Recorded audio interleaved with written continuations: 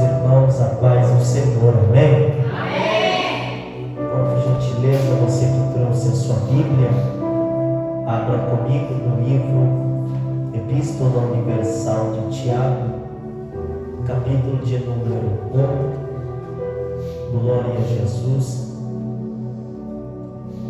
Tiago, capítulo 1, versículo de número 1.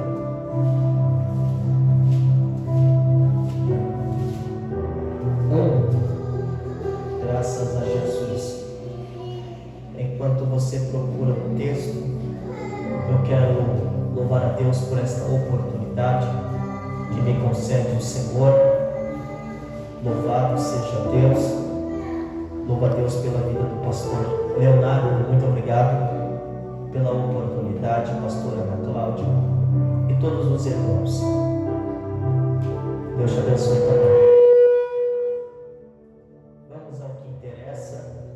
Versículo de número 1 diz o texto: Tiago, servo de Deus e do Senhor Jesus Cristo, as 12 tribos que andam dispersas, saúde.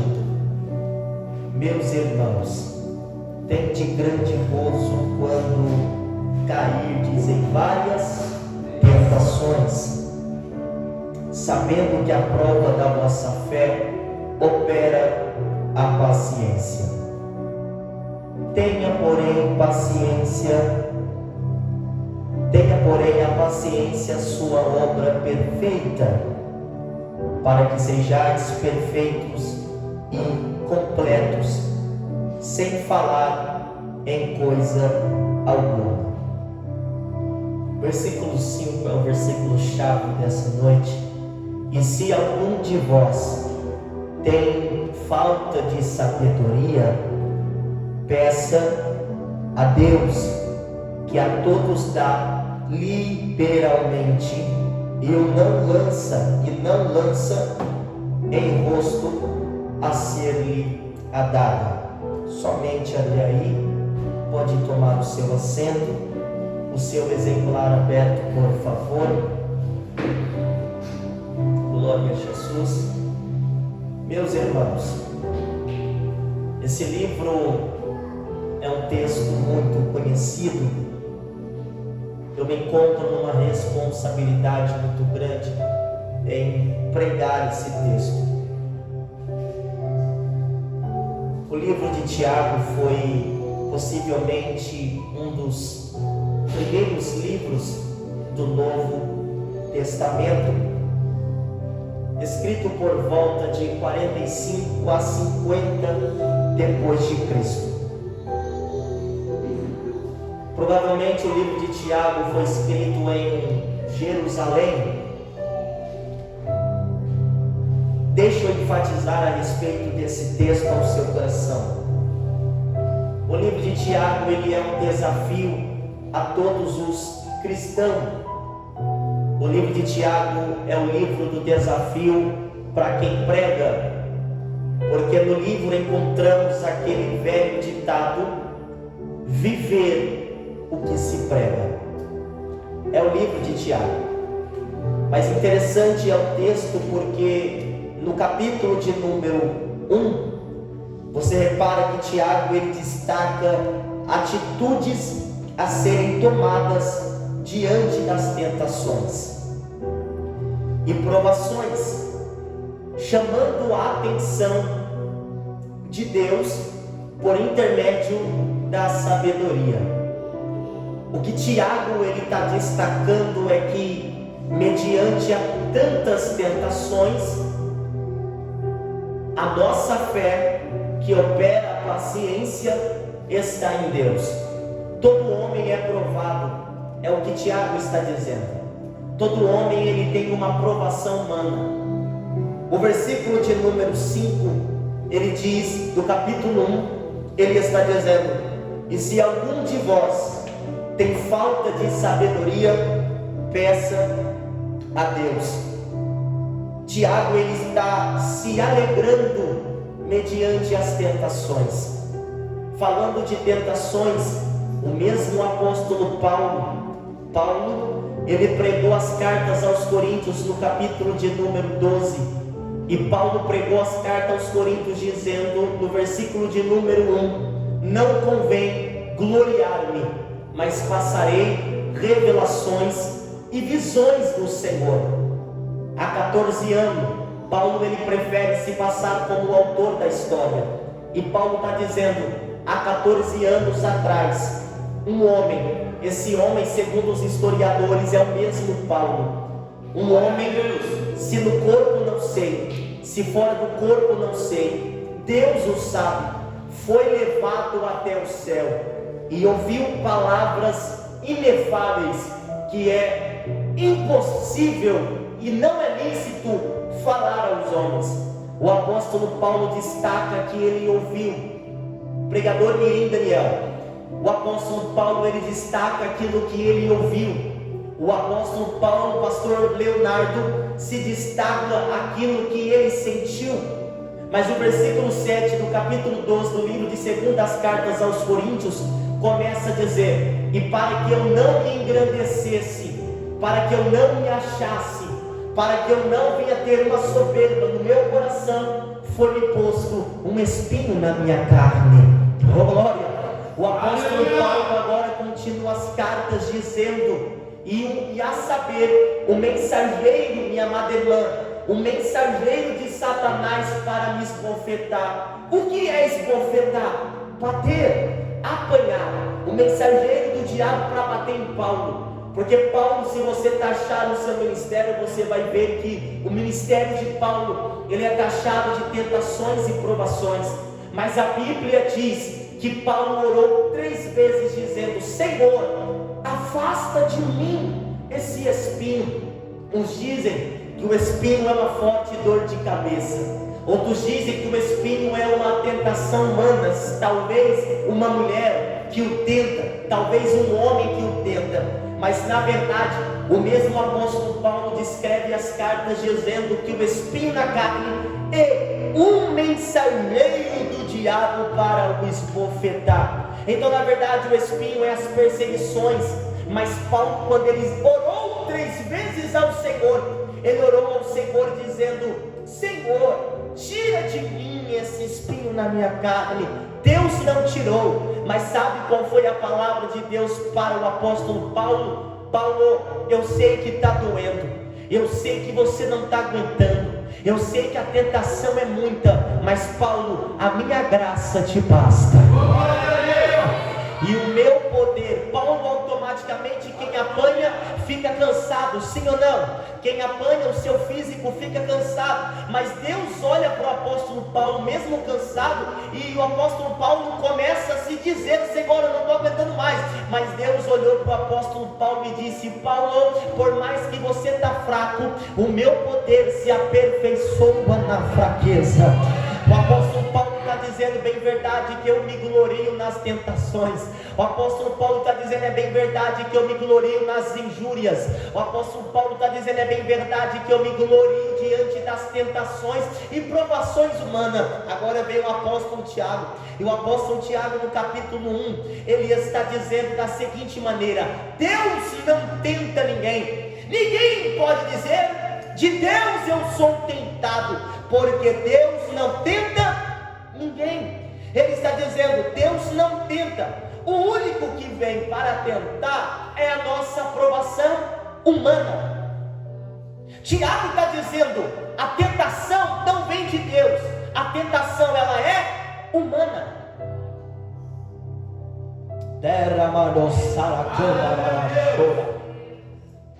Ninguém é Bíblia, ninguém é tentado por Deus.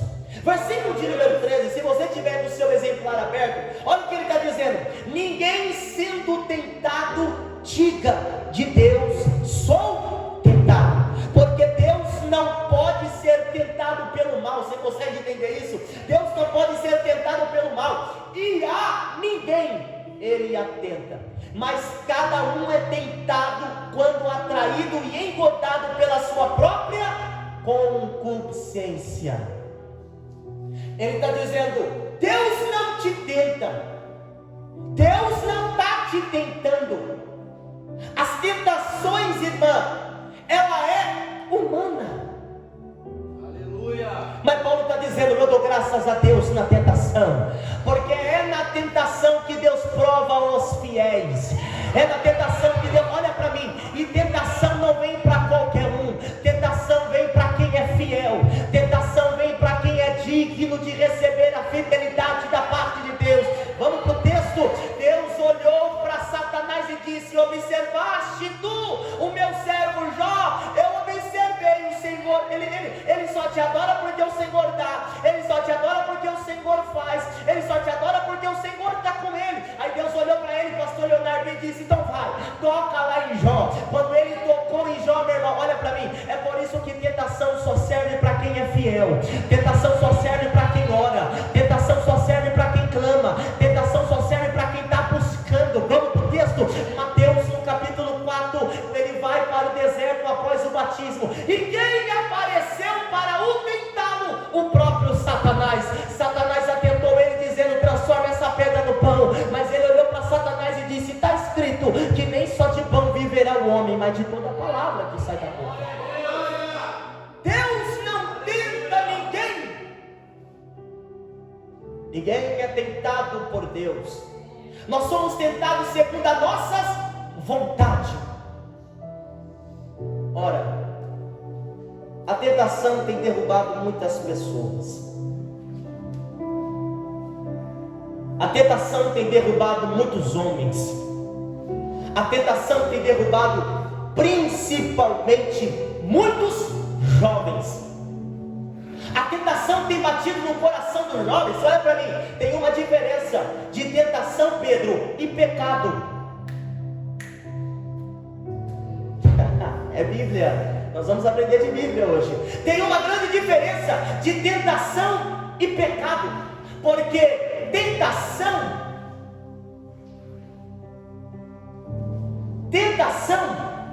não é pecado. Tentação é quando alguém o tenta. O pecado se torna pecado quando nós cedermos à tentação. Era uma chora da lacandaraia. Ele mandou no céu, botou no sacanderebaua. Eu sinto a presença de Deus aqui. Glórias!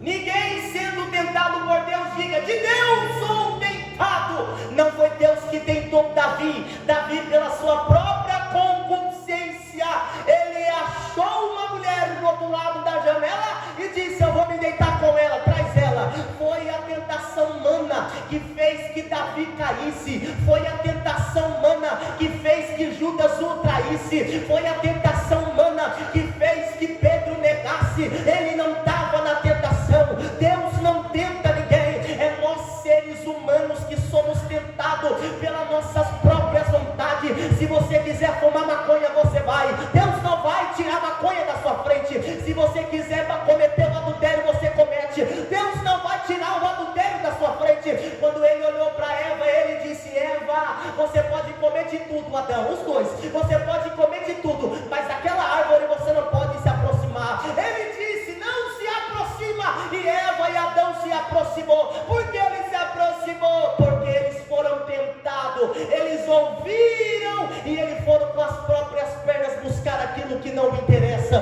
Deus está dizendo para você: eu não tento ninguém. Jovens paralisaram pela tentação. Jovens não aguentaram a tentação e se entregaram a ela de forma que virou pecado. Jovens se entregaram de uma forma poderosa à tentação, que cometeram grandes erros. Homens e mulheres que se entregaram à tentação não conseguiram suportar a tentação. Mas eu vim pregar para um povo que crê na palavra de Deus. E Deus está dizendo: o meu poder se aperfeiçoa na tentação. O meu poder se aperfeiçoará na sua vida. Talvez o diabo está olhando para você e está dizendo: ela não vai suportar, ele não vai suportar, essa tentação vai não parar. Você vai dizer como Jó: bem, eu sei que tudo pode e nenhum dos seus planos pode ser impedido. Satanás tenta paralisar a igreja através da tentação, mas eu dou graças a Deus que sou tentado, porque quanto mais eu sou tentado, mais Deus mostra a minha fidelidade com Ele.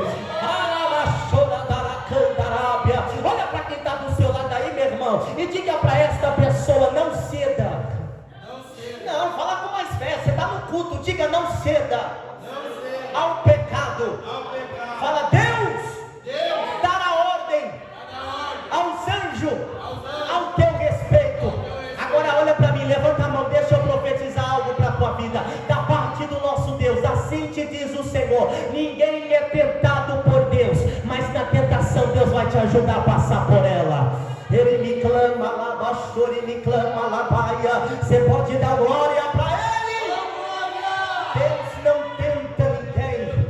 Deus não tenta ninguém. Aí alguém vai olhar e vai dizer: tudo permissão de Deus, essa tentação. Eu caí porque Deus permitiu. Eu parei porque Deus permitiu. E Deus permitiu tanta coisa que Deus não permitiu foi nada. Você caiu porque você errou. Você errou porque você pisou na onde não deveria pisar. Falou o que não deveria falar. E isso não faz parte do propósito. Nunca que uma queda faz parte do propósito de Deus. Dessa forma, Jesus. Ninguém sendo tentado por Deus, diga: de Deus sou tentado. Mas ele está dizendo: nós somos tentados pela nossa própria concupiscência. Agora redobre atenção.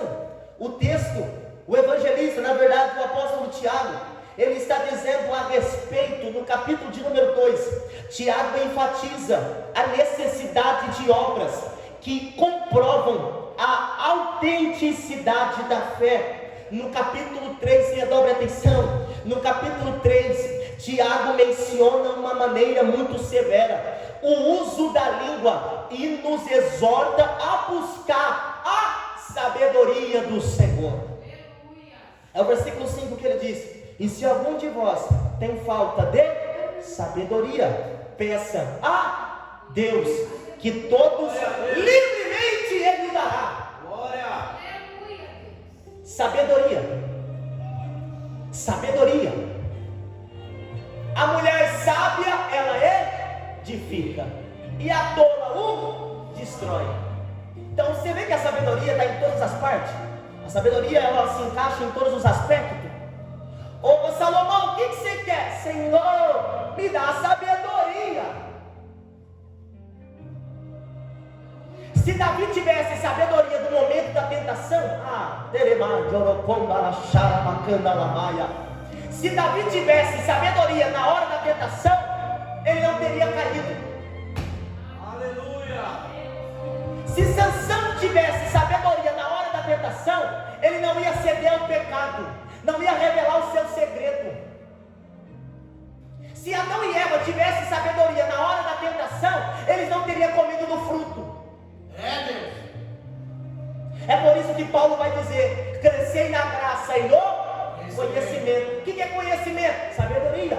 Você vai saber como você prega sem você conhecer, como você canta sem você, antes de você ter um playback, antes de você ensaiar o louvor, como que você vai revelar se você ainda não trabalhou o dom da revelação? Como você vai ser um grande pregador se você não tem sabedoria ao estudar o texto? Deus está dizendo: se você não tem sabedoria, peça a mim que eu vou te dar. A sabedoria, ela desvia o homem do pecado. O que é sabedoria? Quanto mais eu leio, eu vou ter que falar, quanto mais eu leio esse livro aqui, que se chama texto sagrado, ou para muitos e milhares de pessoas, Bíblia Sagrada é o nome deste livro. Os livros mais vendidos do país, o livro mais vendido em toda parte da terra é a Bíblia Sagrada. Mas deixa eu revelar uma coisa: ou eu leio, se eu leio esse livro, eu evito o pecado, e se eu caio no pecado, eu evito esse livro. Consegue entender? Eu vou te repetir. Deus está dizendo nessa noite: ou você lê o livro e faz que o pecado se torna evitável, ou você faz que o pecado ele fica evitado na sua vida, ou você aceita o pecado e esse livro ele fica evitado na sua vida. Ou você lê e descarta o pecado, ou você pega o pecado e descarta o livro. Mas aqui nesse livro, aquele que medita, aqui nesse livro, aquele que lê, aquele que guarda as palavras dessa profecia, tem uma coroa lá em cima, e essa coroa é de glória. Levante a mão, deixa eu te dizer uma coisa. Hoje Deus está te dizendo: você vai ter sabedoria quando você for pregar, você vai ter sabedoria quando você for liderar, Deus dará sabedoria para você edificar a sua casa, Deus vai dar sabedoria para você edificar seu filho, Deus vai dar sabedoria para administrar suas condições, Deus dará sabedoria para até mesmo organizar os maiores eventos que tiver na cidade de Pradópolis. A sabedoria não é sua, a sabedoria quem o dará é o próprio Deus, e Ele está aqui. Tem alguém que está sentindo